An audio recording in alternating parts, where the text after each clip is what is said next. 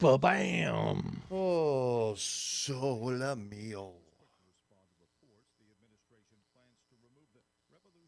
Welcome all abnormal. Never mind. What? Welcome all abnormals. Yeah, that's what I was trying to say. But Dude, my we lips should- didn't work. We should get. I can't remember what I was just gonna say. Yep, we are live tonight. This is not a replay. We actually timed that out perfectly because we knew someone was going to ask at that moment. Oh.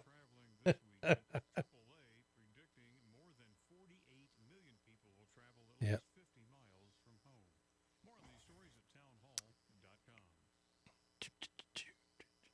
Let's see. All right. So let's pop in, see who's in the chat. I'm going to open up, what is that called? TweetDeck? Yep. I haven't been there enough. Hashtag abnormal realities. TWE. There it is. Bam. Boom. Wisconsin Jackal, how many times will At the Real Rocci touch Abnormal PD? Come find out at abnormalrealities.com. Probably too many. Yeah, I'm feeling a little touchy tonight. I'm in the mood for love. Billy Bill, happy Thanksgiving, bitches. Simply because you're near me. I think I'm going to go to a masseuse. Yeah, you need I'm to. going to go to the one. Big Big Boo-Boo old went knot, too. dude. Yeah, Big old Boo-Boo, he said that he went up on his back. Yeah. And she was rubbing the front and his legs. And she got up into the thigh and she had to move some shit out of the way.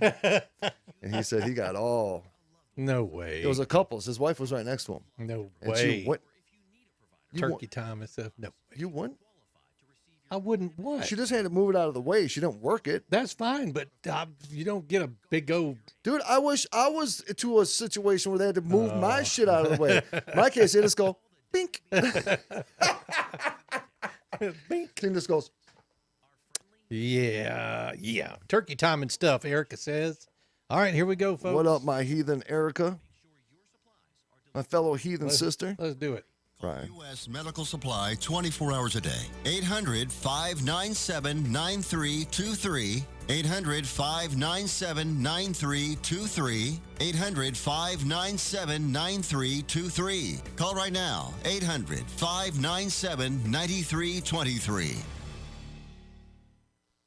Journey into the matrix of the mind. Stretch your imagination and challenge reality. Abnormal realities are beacons for the imagination. What society deems abnormal may be more real than we think. This is Abnormal Realities with your hosts, Ron Phillips and Rocky Stucci. AbnormalRealities.com is the place that you want to go when you're not watching the show. If you want to catch all the past broadcasts, if you want to catch some video, because we have ARTV over there as well. If you want to get some merchandise. ARTV, by the way, that's in beta. We do not know if we're going to keep it or not. It is still in beta, so you can watch it while it lasts. Are we going to have it December 12th? I do not know. Oh. I don't know. You and I have to talk about that. Business meeting. Dude, send me a business invite. I will. We'll do a Zoom meeting. Why? Because I'm used to Zoom meetings. Oh, okay. I'm like, people in the we office, sit right next to each people other. in the office right next door, there's rules, still in the workplace. So people in the office, they're literally 30 feet away from me. They have a cubicle But blocking you see us. them on your screen in Zoom. We got to zoom in. I You got gotta a new zoom headset. in. I'm like, shh. All right. So what are we going to be talking about today? Is that because you have like COVID stuff in place? COVID protocol. COVID protocol. Yeah, COVID protocol. Hey, happy Thanksgiving, everyone. Tomorrow. What do you eat for Thanksgiving? Not necessarily turkey. I mean, I do, don't get me wrong, but mostly it's either turkey, chicken, or ham, some kind of meat. Although we were supposed to do, my wife kind of got me. Oh, Misty. She tricked me. Yeah. What? See, we were originally, because we've already done one of our family Thanksgiving, so it was just going to be us, the immediate family, tomorrow. And we thought about leaving and going to some fondue place. Have you ever had fondue? Oh, that's right. You told me that. Yeah. I didn't. No. Have you ever had fondue? No. It's like you got to work for your food. No. I don't like that. So we decided we weren't going to do that. My daughter wanted to do it, but Misty and I were like, nah, we're not going to do that. And then Misty comes up to me a couple of days ago and says, hey, we're doing Cracker Barrel. Here's your choices. Do you want this or do you want this? And I thought about it for a good long time. Wait, you're getting food delivered? No, we were going to go pick it up. Okay. And then I thought, okay, well, this is what I want. So I set my heart on it. This is what I want. Oh, Dude, I asked her tonight, I'm like, what time are you going to get the stuff tomorrow? Oh, no, we're eating at home. oh, Dude, I wanted some dumplings. fight, dude. Go handle this. Come back with results. It was dumplings Yeah, with two sides, literally. dude, I like dumplings. Mac and cheese I love mac and cheese. and fried apples. You can't go wrong with fried Oh! apples. Now I'm all pissed off. Ah, Oh boy, hold on a second. We got a special message.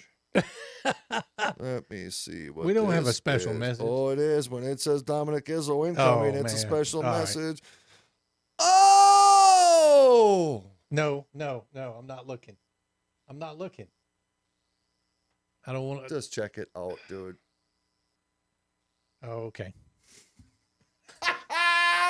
I was like, that's pretty small. It is. Yeah. Shit. Okay. All right, so I got to say something.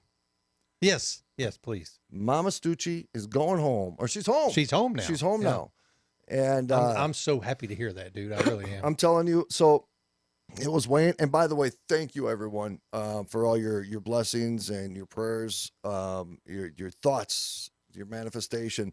My mom said, we're just going to be super quick, but my mom said that this was the first time ever that she thought she was going into a hospital and not coming back out. That's how bad That's it was. a tough place to be, dude. It really is. And then with all the things that you hear, Yep. it creates this fear. Yep. And, and I tried talking with my brother and sisters too, because a little thing started, because anytime you bring up anything that is close, because everything's politicized.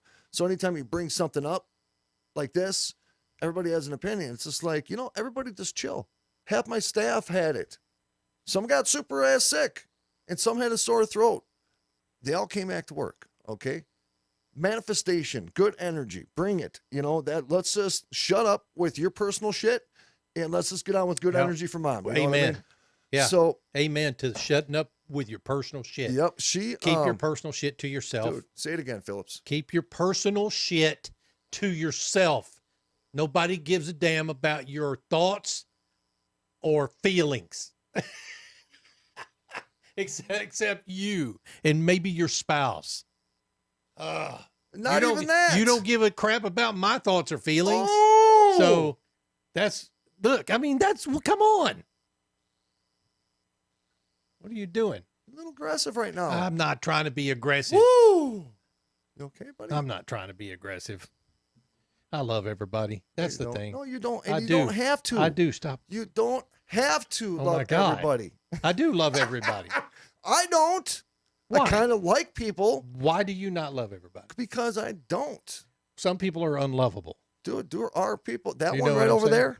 The one on the right? Yep. Yeah, I got you. So this was the message that my mom sent when she was leaving, and I started bawling. Let me just. Oh, open she it up. sent you a text message? Yeah. So she said And that. you started bawling. Yeah, dude, it's been a rough couple days. All right, so I'm a little extra sensitive, and I didn't get no ice cream or chocolate to eat. She says, "Oh my God, all the nurses and aides, when I was leaving the hospital, waited side by side for me in the hall and started clapping." She goes, "I cried my eyes out," and I put "OMG, LOL," and then I says, "I couldn't tell you how happy I am for you," and she goes, "I know, I'm still crying." I don't Look, know. now look, that's that. Go for it, Phillips. Take your time, bro. No, what I'm thinking of is the act of lining the hallway to clap versus be sad is extraordinary to me. All they want to do is see people get the hell out of the hospital. That's right. Seriously. That's right. They are not the ones who she said, they're not the ones making the decisions about who gets what, when they get it, etc. All they want to do is see you leave the hospital. Yeah, 100%. They didn't want to see you come in there in the first place. Right. But these people are working their asses off, and they still have time, still take time to line the hallway and congratulate you and thank, and clap when you're leaving. Brother, all of us, we're all guilty. We get caught up in the muck of life, right? And we forget that because even when we talk about nurses or hear about nurses on the news, it's something controversial. Correct. But let's not forget, and I don't need to say this to anybody listening or watching, because I already know our audience. I know you, Ron. Yep. I know your family, everybody.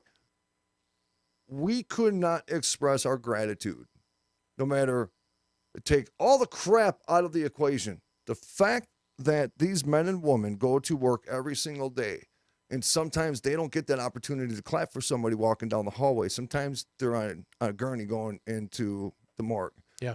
Yep. And so you get to see these people over time, a week or 2 weeks, and it's a tough thing. So on behalf of Ron and myself, anybody in the healthcare industry that helps these men and women that get super sick, or part of that team in one form or the other, our most honorable thank you to all of you for what you do, because I guarantee you, for one, my mom was so heartbroken that my dad was going to be home by himself on Thanksgiving. Yep. And Thanksgiving is my dad's most favorite holiday. That's the one day that you show up, right? And the fact that she got to get out today and she got that applause, and, my dad was right outside there, and holy shit, you want to talk about a man who thought the love of his life could have potentially died. I've never seen my dad in that state. Dude, for a fact, when you told me your mom was picked up by the ambulance, Yep. I was frantic. I was throwing stuff at you, because I know people, when stuff like this happens, and you're one of the few that can really literally think on your feet under pressure. People can't do that by the norm. You understand what I'm saying? So I was just throwing stuff out there because just trying to help you. But man, that's, especially in this day and age, you do not want someone to go into the hospital. Secondary to that, you don't want them to be put on a ventilator. And they're alone. Your mom never got to, and they're alone. They're alone. See, I don't look, you think the first, the frontline, people, the nurses and the doctors and stuff like that. And I want to offer my thanks there too, because these people were heroes at the beginning of this and now seem to be kind of taking a little bit of a jab when it comes to not taking the jab. Look, Rocky and I we're not anti-vaxxers. We don't care whether you get the jab or not. We just don't care. Why? Because I have so much going on in my world. He has so much going on in his world. He needs to worry about him and his family. I need to worry about mine. I don't care. What I do care about are these people who are helping so many others, and the laws and the mandates and the rules and all this other stuff are just whipping their butts. It's a sad day. And so that's all the political I want to get. Well, and society is angry. They are. They are. It's if we were taught differently, if we were taught empowerment, enlightenment, if we were taught the proper way to think and manifest, and as a child, instead of teaching people the wrong information to break them spiritually. Now this aligns with our show. The power of how we think, we've talked about it. It legitimately and scientifically impacts your atmosphere. We know this. But yet at the same time, we teach at a very young age very bad, toxic things. Yeah. We teach things that are almost like borderline disgusting or controversial. And at a young age, people's vibrational state drops, it lowers, and they're angry. And the more angry you are, the less you can critically think and the less intelligent you become. If you're angry all the time. If we taught our children meditation, like Japanese children, if we taught them nutrition, where like the Japanese kids go out and they garden. They grow their own food and they prepare their own food in second grade of what they eat for lunch that day. And they're learning all the nutritional value of all the greens that they just cut out of that garden. Mm-hmm. You know what I'm saying? Mm-hmm. Why do we not teach generations? Is because being spiritual a bad thing? Is that such a bad thing to just be in touch with yourself? I can be spiritual and still believe in God. I can be spiritual and still believe in Jesus. You know what I'm saying? I believe in Jesus. I believe Jesus was put on the cross. I believe Jesus died for our sins. But my belief is much beyond that.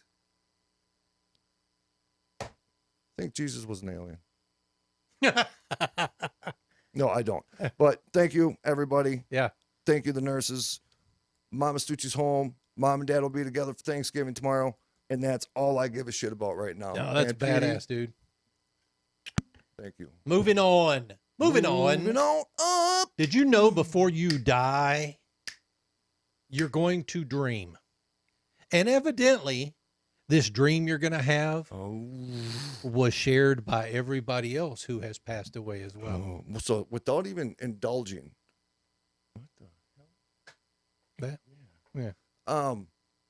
What's your first initial thought when you hear everybody has the same dream? How do we know if you die? Who comes back and reports that shit? Well, I'm going to talk about it here in a second, but you know, what dream would I suspect that we're all having? I think my first thought was that we're going to see the face of our creator, you know, or that we're going to see the faces of those that have died before us, Or the family light, members. the tunnel. You the know what I'm light. saying? Yep. Kind of like that kind of dream. Now, let's see.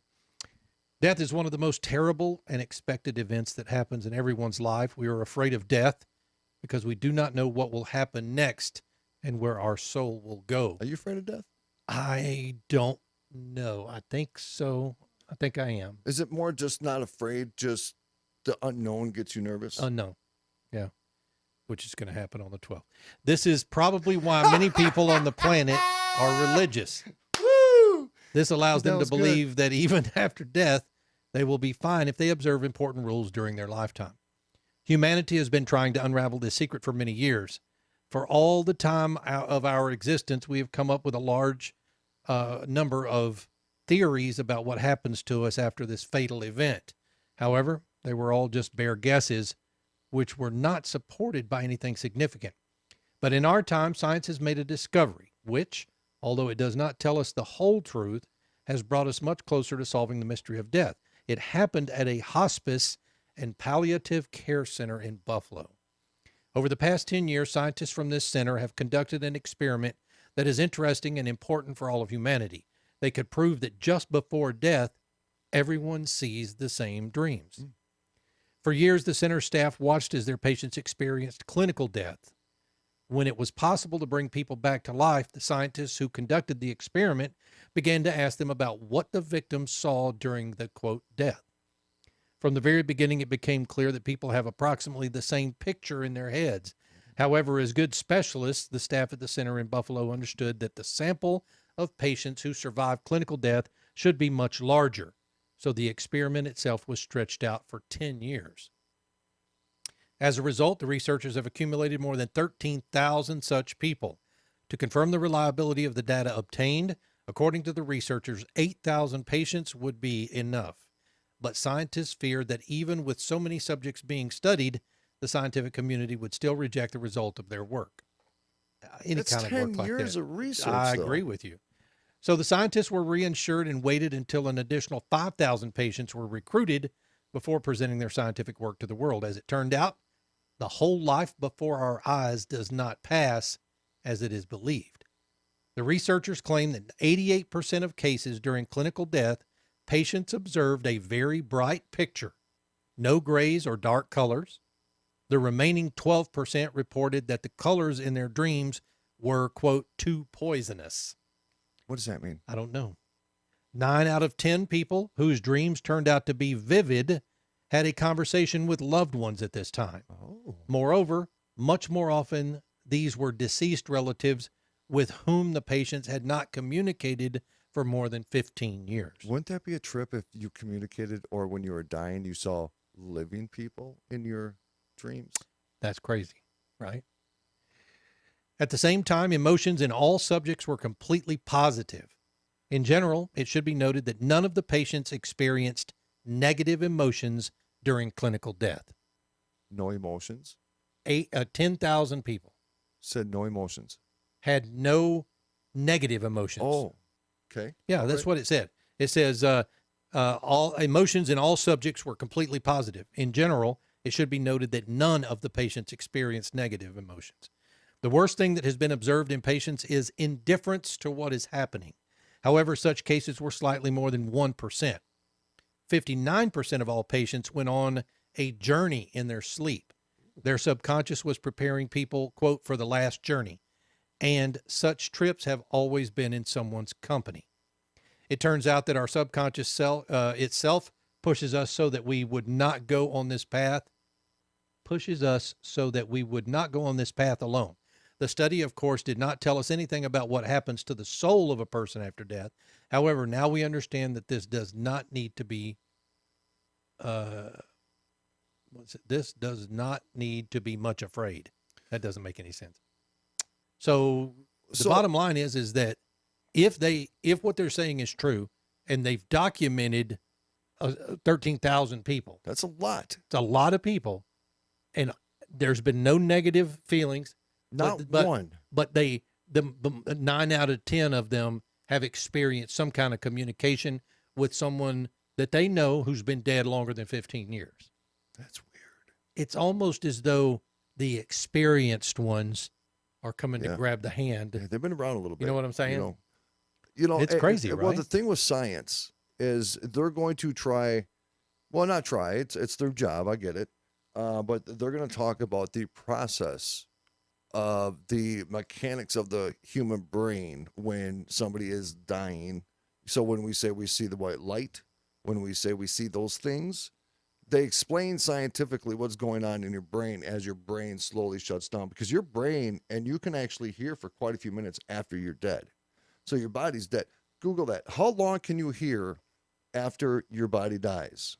So it takes a while for your brain to literally shut down. And they're saying through that process, in your mind, somewhere deep in those spider webs of information, it's slowly shut down like a computer. And as it continues to shut down, you see this light. Does it say anything?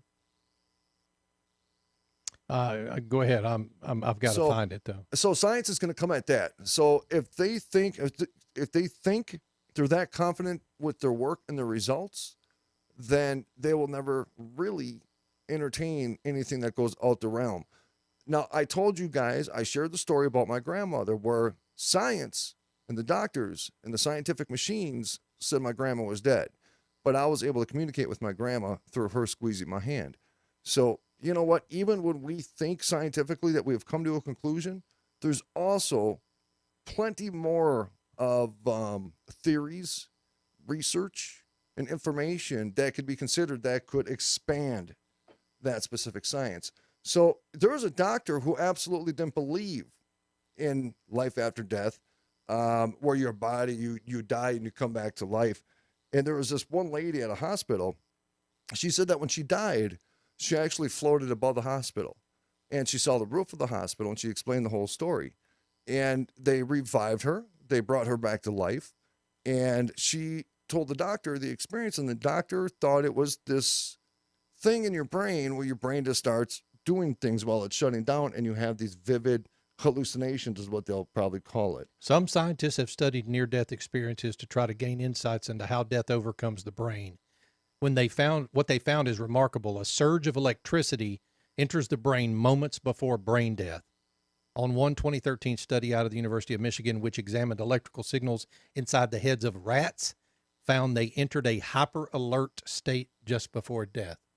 That's exactly what you just said, is that you've got this activity before your brain dies, where you become hyper alert. The scientists are saying that after you die, your brain, you've died. Is that not weird? So you're laying there conscious. To some extent. And aware, yeah. Right, because your brain is hyper alert. Now, you may not remember, like right now, with what we're doing, anything we say to each other, we're digesting it. But you're laying there, and like you just said, you know you're dead. You know you died. You have no more bodily function. You're stuck in a space in your mind. You can still hear. And then And I think I think I heard a guy say one time, yeah, so you're hearing, like they're hearing, you hear them say, he died at 2:32 a.m., male, white, big nose. You hear that process. And I heard up to 8 minutes is what I heard. What? Yes, up to 8 minutes. So, because I was really into this near-death experience, the NDEs, I was into people being resuscitated and their visions. We talked about people going to hell. Sometimes I think some of those experiences could be true, but I also think that sometimes when you start understanding the mechanics of the brain, that it's what you manifested to become reality. So you had a vision of it. You already had images. Like in dreams, you dream about something that's already in your subconscious. But you look around and you have no idea of some of the people and some of the places and some of the experiences. But in one form or the other, that information was downloaded in your brain subconsciously. Right. Is what some people say in science. Right. So it's no different than dying like that, too. It's just like the brain is weird. And whatever your reality is going to reflect the experience you have when you have an NDE or you die. That people believed in hell, and they believed that being a bad person, you go to hell. What happened? And all their dreams were the same. They're all in a cage. Yeah. There's monsters and creatures in there, and there was fire and people burning and screaming. That is your standard picture of hell 101. That's what we've all known hell to be. So, right. Wow, dude. So we're taught that. So that manifests into a reality for people. My experience when I go, I already have it set up. It's going to be. You have what set up? My vision of where I'm going when I die. So, Orion's Belt? Yes. Since I was a baby, I always looked at the middle star, and I always knew that was my heaven. That's when I die, look up at that middle star, and that's where the meatball is going to be. I'll meet you there, baby. Boom. What? Yep. Yeah. So, and I tell my boys that now too. See that middle star? As long as there's no Jägermeister there, I don't want any. I like Jägermeister, but I also like going to abnormalrealities.com and checking out what the hell's going on over there. Get your asses over there. Make sure you subscribe to the podcast. Make sure you look us up on iTunes, but get your ass to the website. Real Mickey Designs coming up. Rob Phillips, take us home. Hey, abnormalrealities.com/shop. Get your Abnormal PD ornament. Stop messing with him. We'll be back in 2 minutes.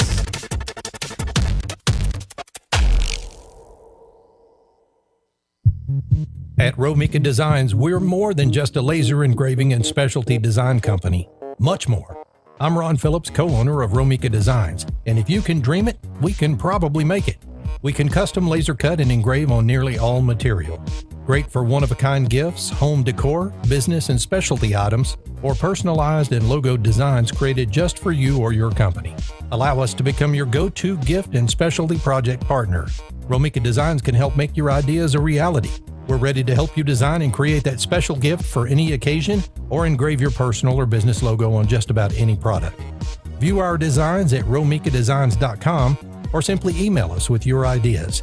We specialize in custom design and we'd be honored to have the opportunity to discuss it with you. Call us at 817-400-4040, email info@romikadesigns.com, or visit us on the web at romikadesigns.com. Abnormal realities. I watched a documentary the other day. People that were abducted. That's what it was about. Abductees. There is a kid, he claimed that he could speak alien. Let me see if I can pick it up.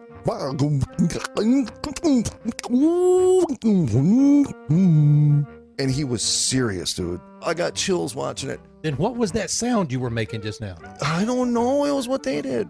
But I probably said something in alien just now. Did you call them to come get us? Maybe they can bring us a pizza. Ask them. Bring us pizza? Yeah, I don't care what. Okay, hold on. I got to feel it. Make sure it has jalapeno on it. Really? Yeah. Just half jalapeno. Okay. Okay, so I'm going to ask aliens to bring me pizza.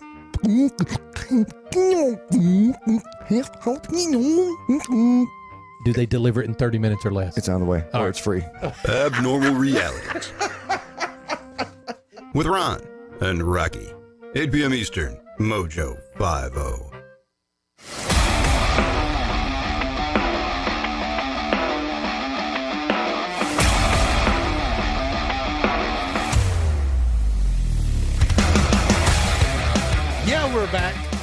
Abnormal Realities. My name is Ron Phillips. That is a Rocci Stucci. How you doing? How you doing? Glad to have your mom back, Dude. home, dude. I'm telling God, you, man. dog. I told Ryan, I said it before. I says something about my mom, but I said I'm waiting for the show. I wanted to share with everybody how the nurses did that because I started Yeah. bawling when I read it. That's fantastic. Yeah. That kind of thing. You know, even when they're pushing the casket down the aisle, and all the nurses are standing there clapping, and Yep. you know, I mean, What? I'm not They clapping, clap? but no, They're like, that's he died. He go. not clapping Right. per se. I'm like, I wonder what dude, he I saw want when he everybody died. clapping. I wonder want if he can everybody still hear clapping. me. If they can do that, I want them clapping. He made it. Yeah, he did. That So kind of thing. just to finish that one story though, Always so gets me right in the feels. Right here, right in the feels.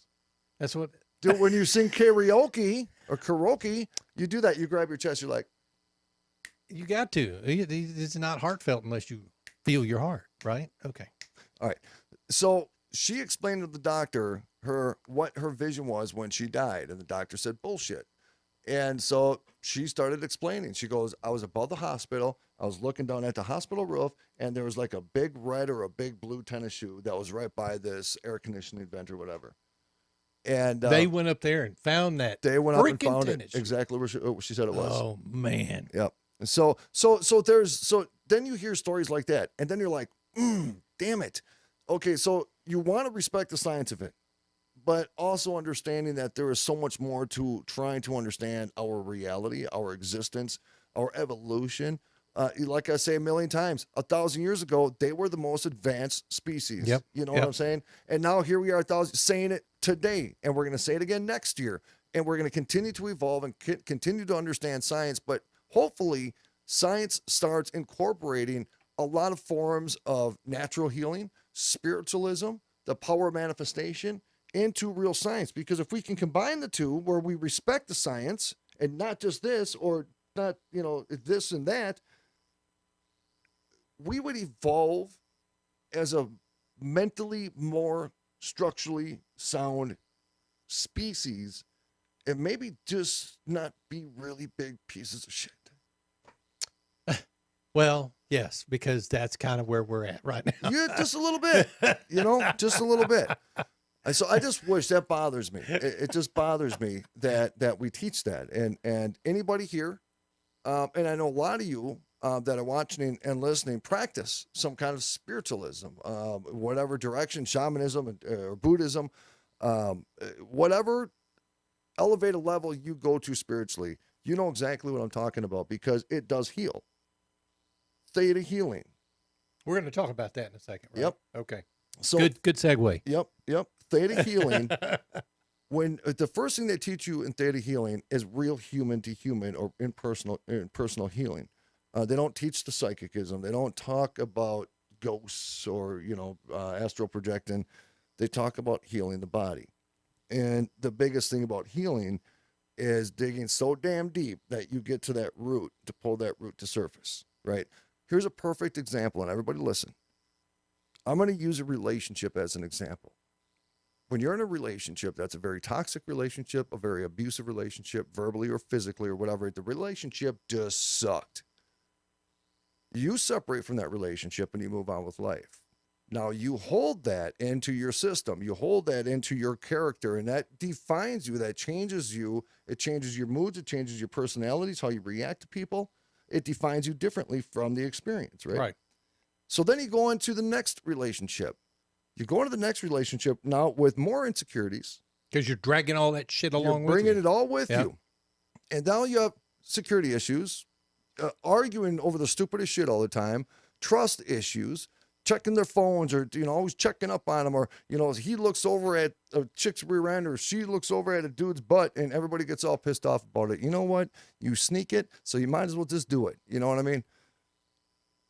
That destroys that relationship. And then you go on to a third relationship. And then you're in a state in your life, you're like, I lost my identity. It's I like don't you're know who almost. I It's am. like it's almost like you're manifesting it every time. Right. You're manifesting this crap. And with manifestation of crap, you create more crap. Yes. And it Yep. turns into a cesspool Snowball. of crap. Yep. Absolutely. So then you sit here and you're trying to identify all these surface issues that manifested from that core issue. You're sitting there trying to fix this one and trying to fix this one and trying to fix that one and trying to fix that one, trying to fix that one. I felt like a rapper right there. It was really weird. I mean, it flowed out, brother. I mean, I wanted to keep going. It Well, was keep really going, weird. dude. I'm listening. So when you sit down for theta healing, you are literally going into a theta state and you manifest and you dig and you see and you build and you create and you destroy and you re-put the pieces of that puzzle together. And you don't have to say a word doing it. And part of that healing process is like the 5 whys or the 6 whys or how many whys, you know? Why do you feel like this? Well, because of this. Okay, well, because of that. What created that? Oh, that created that. Okay, and that stemmed from this over here. And this over here was where this started. Wow. You know what I'm saying? So now you're digging deep, and then you realize that you've been a piece of shit for 10 years because of that piece of shit 10 years ago that abused you, and you never healed from that. You know what sucks? Is one word. It's called forgiveness. A lot of people hate it They because hate they're it so because they pissed can't off. do it. That's right. You never listen to me, and I hate to sound mundane and repetitious because you always see stuff like this on social media. You don't forgive the individual, you forgive the situation. You know what I'm saying? You don't have to. Forgiveness has nothing to do sometimes with that person. It's forgiving the situation that you're in, and that's all you need to break that chain. You identify a part or a time during that crisis, and you break the chain from that crisis. You separate yourself from the whole thing.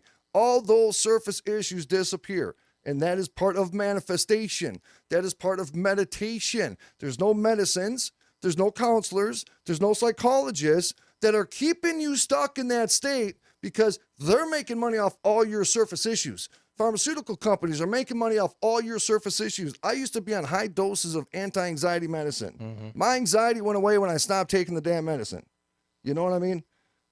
There we go. Circle back. It's a false sense of security in feeding people the meds that make them feel wonky. Because that's me. I used to take like it was ADHD meds and stuff like that. Mm-hmm. And although the meds did what they advertised, they made me feel wonky, and I didn't like that feeling. And so and I've tried other meds for different things as well. Pain meds, right? Yep. Pain meds make me feel wonky, and I just don't like that feeling. So I end up pulling away from all of it, right? Yep. But there are people who get hooked on them. I get that. People who cannot leave the relationships that they manifest for themselves, and then they beat themselves up thinking that they're the cause of all of their shitty life, right? And it's not that they are the cause of it. It's that they didn't know how to escape. And you know, it's funny because we just talked about this. When you're in that state, Yeah. you subconsciously, when things start going better, you're not used to that. You're used to chaos and misery. And so you resort to old ways. Subconsciously, you manifest a situation. When I was a chronic pharmaceutical pill popper, I did that. I told Phillips this just last week. I used to, when I needed a fix or I needed that pity me effing attention and I needed a little kick, I would manifest consciously and subconsciously an episode to have specific things, to get specific things. So you learn how to prosper off of victimhood. But the thing is you never gain an identity. You never gain self-acceptance. You never gain. A lot of people don't know how to break that cycle, though. What Rocky's talking about, folks, is here's an example. If you ran out of OxyContin, you might run yourself into a mirror in the house on purpose so that you might get cut to go to the hospital to get them to give you some OxyContin. Falls. It's always a fall. Yeah, it's a fall or something like that. Because you need pain meds. And people will do this on purpose because they need that next fix, or they found a way to get a fix and they need it back. So people don't know how to escape those paths that they're on. I mean, I have a family member that I struggle with this, you know. And there's nothing not one person can do to help that specific individual. There's people that will threaten you. There's people that will threaten to take the things you find most precious away from you. And because they run out of ammunition, you know, you don't know what else to do. And I pray every single night to every single God that exists in this universe that I don't ever have to endure this with my children. Because I know what I did, and I know the damage it did to my body. I know the damage it did to my parents. witnessing this, the damage it did to Lisa, and even my sons watching me. I mean, I think 1 year, Ron, I was taken out of the house in an ambulance like 14 times.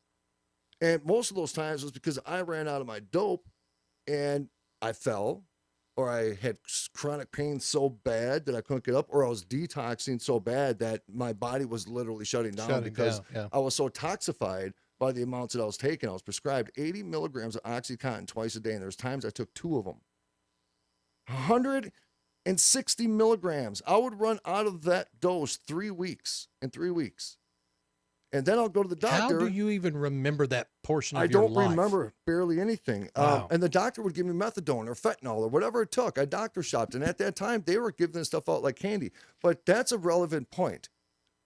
I look at myself and I'm grossed out by how I look in some of these pictures. I can't even look at it. I look disgusting. You're talking about back in the day when you knew you were using? Yep. And I knew I was high in that picture. Yeah. I get angry because I hate that person so much. It's just like you looking at your enemy. Yeah. You know what I mean? Because it's just, you fought so hard to break that demon, and now you still had to get those reminders. But that's a good thing too. But I would look at pictures, brother, of me sitting there holding Junior or Mario or Dominic and, you know, doing Christmas pictures, and I don't remember none of that night. Nothing, not one bit of that night. So I just mechanically I was so high. I mean, there's that one time I took so much methadone that I passed out standing up smoking a cigarette face first into a concrete. You just pass out. And they send people to these clinics. You have to drive to these methadone clinics and get such a high dose to last you 24 hours. And then you get in an effing car and drive home. I have a buddy of mine, he passed out driving and killed his pregnant girlfriend, leaving a methadone clinic. Good Lord. You know what I'm saying? So how did you break the cycle, Rocky? Was it the theta training? No, that was meditation. Theta was afterwards, because what I was getting so high, or the reasoning behind it, I guess, and I didn't realize this till afterwards, because I had back surgery, I had back pain, I still have back pain, but not back pain to where I need chronic medicine. Yeah, but you know? you had a motorcycle accident. Yeah, so crushed between 2 cars. And so I honorably needed it to start. And that's how most people get addicted. You know, they're like, it's legal. It's from a pharmacist. It's from a doctor. I'm going to start taking it. I've been on it a month. No, all of a sudden I get sick when I stop taking it, you know, and then your tolerance goes up. But, you know, my situation is going to be different than somebody else's, because we all have to find that thing, right? That reason. Because life is about reason. What's your reason? Yeah. You know what I mean? What's your desire? What's your wants? What's your goals? And you need to find something that has enough reason to make you literally want to change your entirety of your life. It wasn't so much quitting, and it wasn't so much going through the detox, which was a bitch. I was in ICU for 9 days because they had to slowly, these toxins were just pouring out of my body and things were shutting down. I was 320 pounds. I was bloated. I could push into my leg an inch from the water. What was I saying? That you were in the hospital, you were trying to detox. The hardest part in that situation is the psychological part. Yeah. Because you realize at that point that you weren't taking dope because of the pain, because you realize at that point that you weren't in pain that you thought you were. You know what I mean? It's the manifestation. You create that reality. I was running from all the things that burned my soul. Core, deep core, psychological, physical. I mean, there's things I would have nightmares about. That's what I was running from.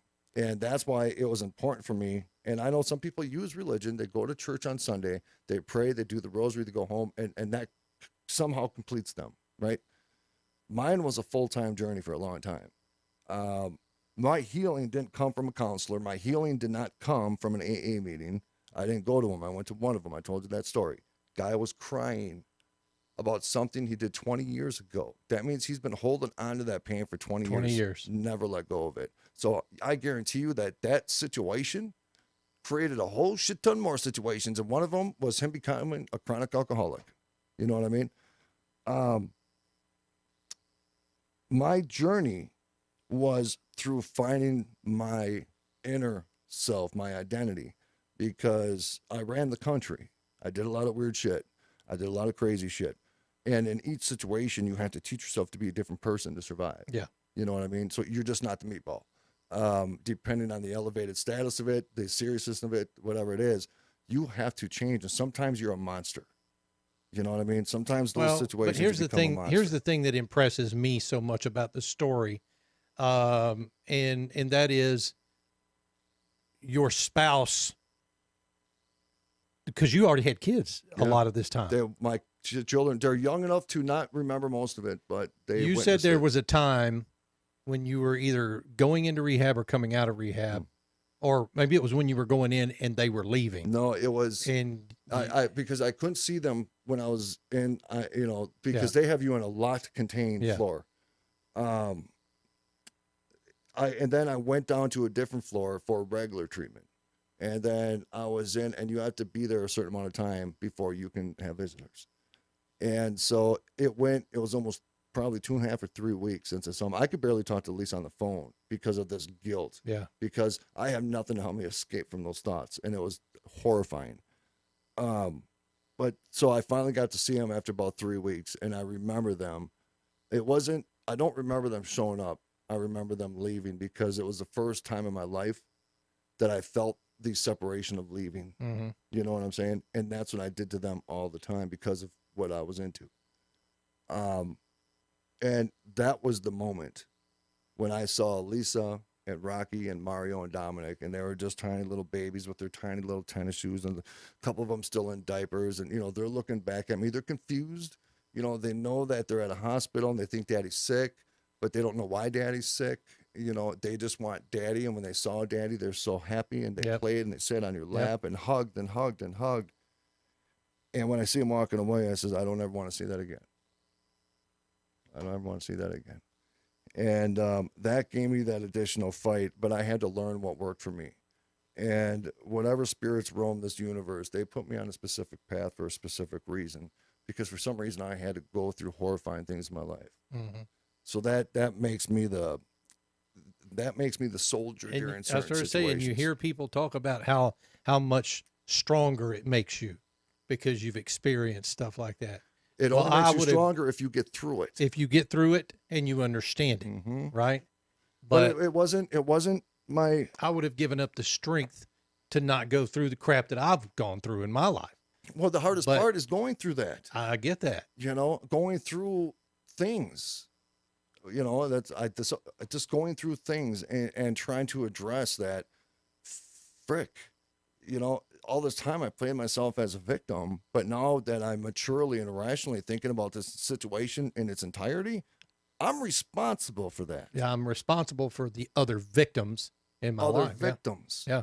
All of them, right? And wow. that was part of the journey, though, brother, and that's what got me to the Fernhill house. So, you experience this, and it's just like, okay, now I want to know that those people ain't dead. Yeah. I mean, I know they're dead, but okay, guilt. I want to hear their voice. And so that's what got me into this.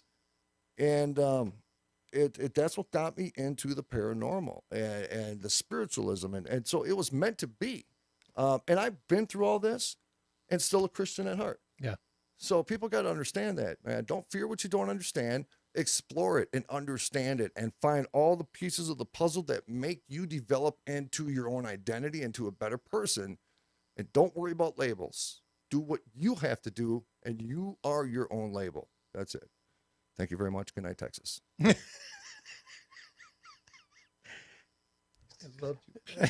Thank you very much. Good night, Texas, he says. All right. But you have did you want to play any of that video you were playing? No, it's okay. too confusing. It's And not it would be, yeah. confusing.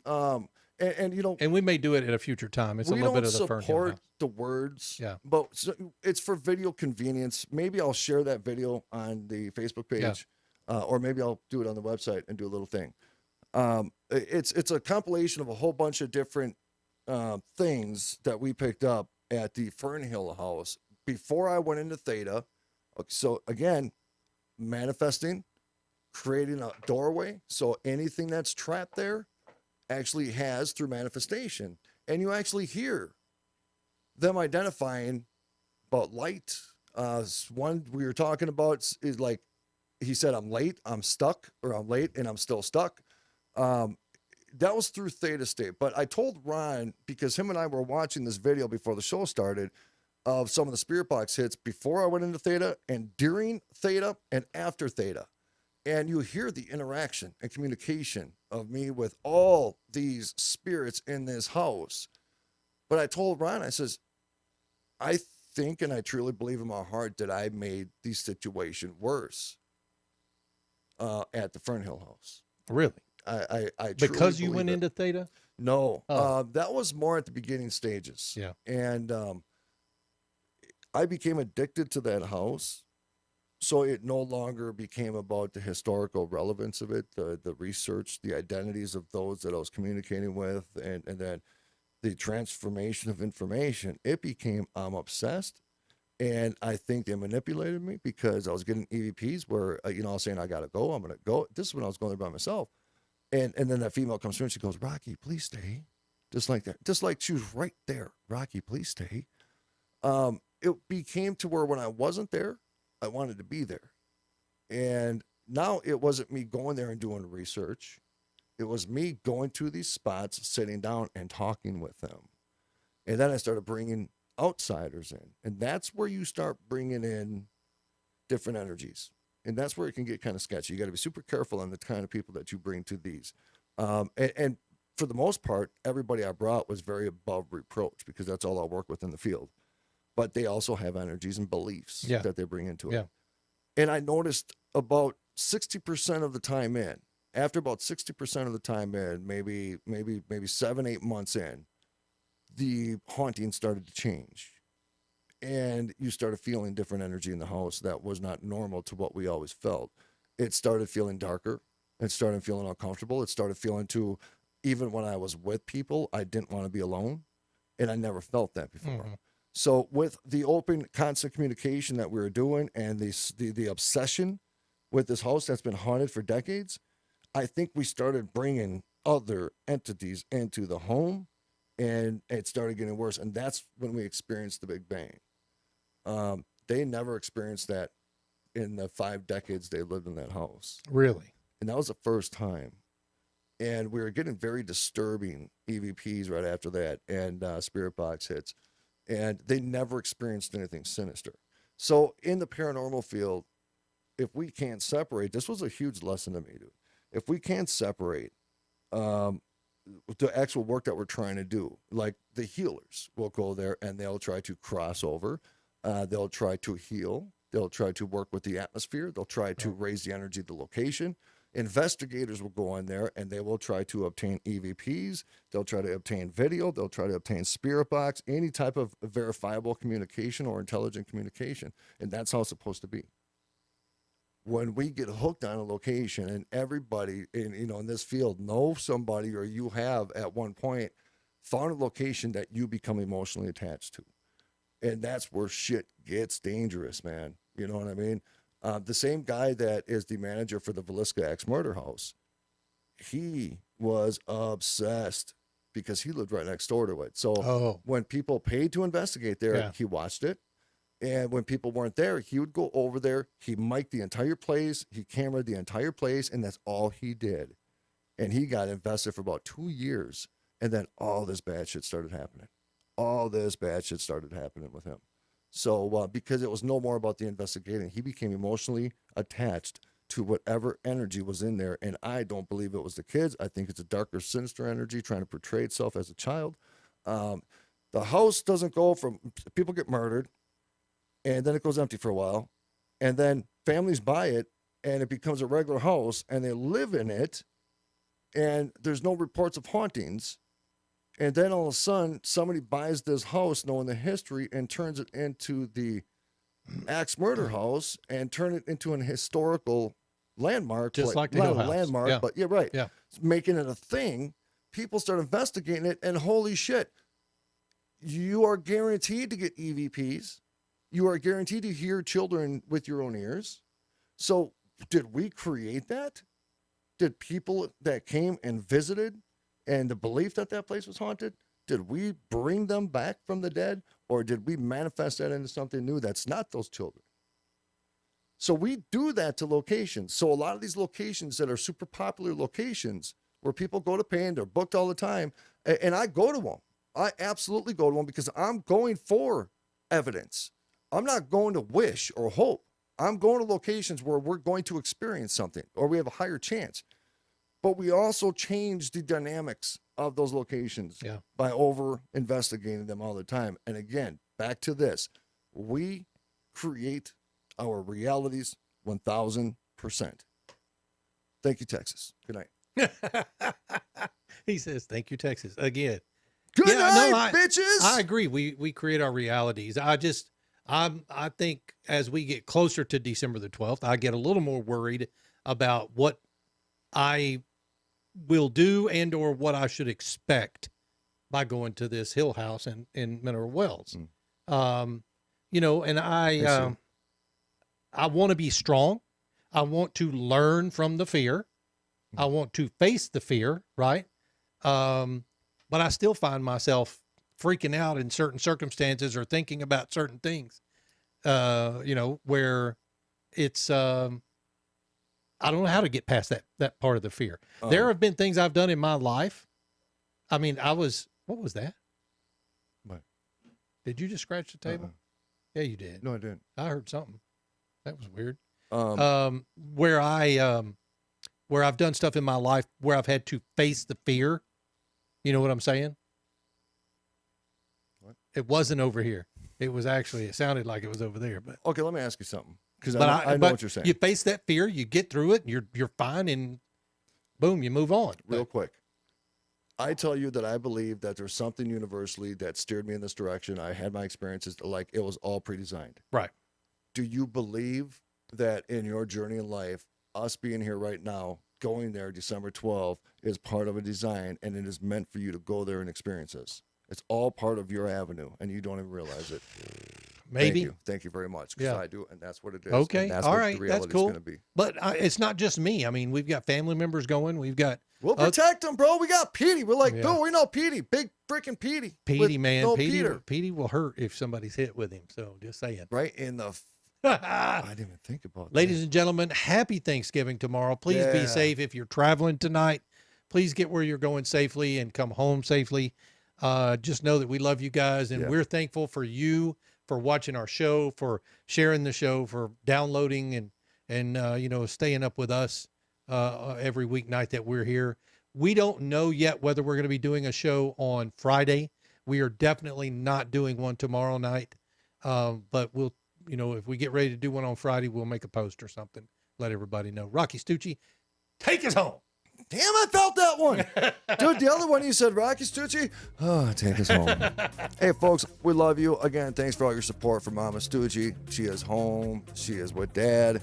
And they're probably going to snuggle tonight. There you go. That's what I would do. Happy Thanksgiving to all of you. May God bless you. May God bless your families. And may all the universal powers of the world make your lives fantastic. On behalf of Ron Phillips, I am Rocky Stucci. We bid each and every one of you a good night, a happy Thanksgiving. And until next time, abnormalrealities.com. Good night, everybody.